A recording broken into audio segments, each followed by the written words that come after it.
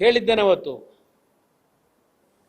ಈ ನೆಲದ ಕಾನೂನಿಗೆ ಯಾರೂ ದೊಡ್ಡವರಲ್ಲ, ತಲೆಬಾಗಲೇಬೇಕು ಕಾನೂನು ಉಲ್ಲಂಘನೆ ಮಾಡಿದ್ರೆ. ತಪ್ಪು ಮಾಡಿದವನು ಉಪ್ಪು ತಿಂದವನು ನೀರು ಕುಡಿಲೇಬೇಕು, ಈ ಪದವನ್ನು ಹೇಳಿದ್ದೇನೆ. ಪಾಪ ನಮ್ಮ ಡೆಪ್ಟಿ ಚೀಫ್ ಮಿನಿಸ್ಟರ್ ಹೇಳಿದ್ದಾರೆ, ಕುಮಾರಸ್ವಾಮಿ ಅವರೇ ಹೇಳಿದ್ದಾರೆ, ನಮ್ಮ ಬ್ರದರ್ ಕುಮಾರಣ್ಣ ಅವರು ಉಪ್ಪು ತಿಂದವನು ನೀರು ಕುಡಿಲೇಬೇಕು ಅಂತ ಹೇಳಿ.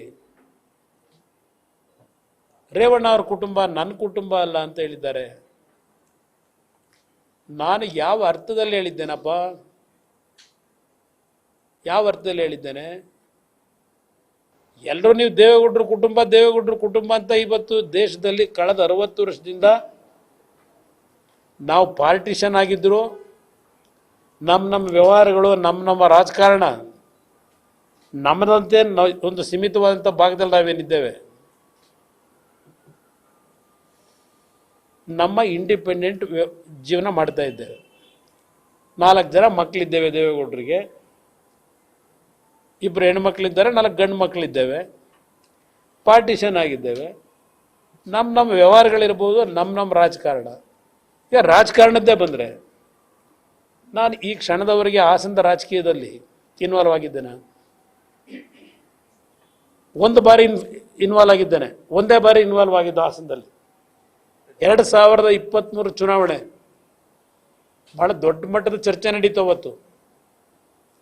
ನಾನು ಒಂದೇ ಮಾತು ಹೇಳಿದ್ದೆ, ನನ್ನ ಒಬ್ಬ ಪಕ್ಷದ ಸಾಮಾನ್ಯ ಕಾರ್ಯಕರ್ತನ ಹಾಸನದ ವಿಧಾನಸಭೆ ಚುನಾವಣೆಯಲ್ಲಿ ಆಯ್ಕೆ ಮಾಡೋದ್ರ ಮುಖಾಂತರ ಒಬ್ಬ ಕಾರ್ಯಕರ್ತನ ಗೆಲ್ಲಿಸ್ಕೊಂಡ್ಬರ್ತೀನಿ ಅಂತ ಹೇಳಿ.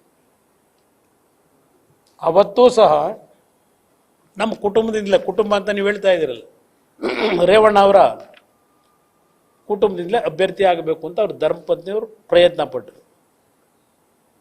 ಆದರೆ ನಾನು ಕಾರ್ಯಕರ್ತರಿಗೆ ಏನು ಮಾತು ಕೊಟ್ಟಿದ್ದೆ ಆ ಮಾತು ಉಳಿಸ್ಕೊಂಡೆ ಅವತ್ತು ಕೊಟ್ಟಿದ್ದೇವೆ.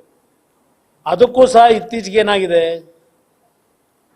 ಕುಮಾರಸ್ವಾಮಿಯವರು ರೇವಣ್ಣ ಅವರ ಕುಟುಂಬವನ್ನು ರಾಜಕಾರಣದಲ್ಲಿ ಮುಗಿಸ್ಲಿಕ್ಕೋಸ್ಕರವಾಗಿ ಇದೆಲ್ಲವನ್ನ ಮಾಡ್ತಾ ಇದ್ದಾರೆ ಅಂತ ಹೇಳಿ ನನ್ನ ಮೇಲೆ ಗೂಬೆ ಕೂರಿಸಿದ್ದೀರಿ. ಈ ಪೆನ್ ಡ್ರೈವ್ ಸುತ್ತದಾರಿನೂ ನಾನೇ ಅಂತ ಹೇಳ್ಬಿಟ್ಟಿದ್ದೀರಿ. ಪಾಪ ಹೇಳ್ಕೊಂಡಿದ್ದೀರಿ. ನಮ್ಮ ಉಪಮುಖ್ಯಮಂತ್ರಿಗಳು ಹೇಳಿದ್ದಾರೆ, ಏನೋ ಸಿನಿಮಾ ಪ್ರೊಡ್ಯೂಸರು, ಡೈರೆಕ್ಟ್ರು, ಕಥಾನಾಯಕ ಎಲ್ಲ ಕುಮಾರಸ್ವಾಮಿನೇ ಅಂತೇಳಿ. ಇತ್ತೀಚೆಗೆ ಸಿನಿಮಾಗಳು ಹಾಗೇ ಇದೆ, ಬರ್ತಾ ಇರ್ತಕ್ಕಂಥ ಪ್ರೊಡ್ಯೂಸರ್ ಅವರೇ ಇರ್ತಾರೆ, ಡೈರೆಕ್ಟರ್ ಅವರೇ ಇರ್ತಾರೆ, ಹೀರೋನು ಅವರೇ ಇರ್ತಾರೆ, ಸ್ಟೋರಿ ರೈಟರ್ ಅವರೇ ಇರ್ತಾರೆ.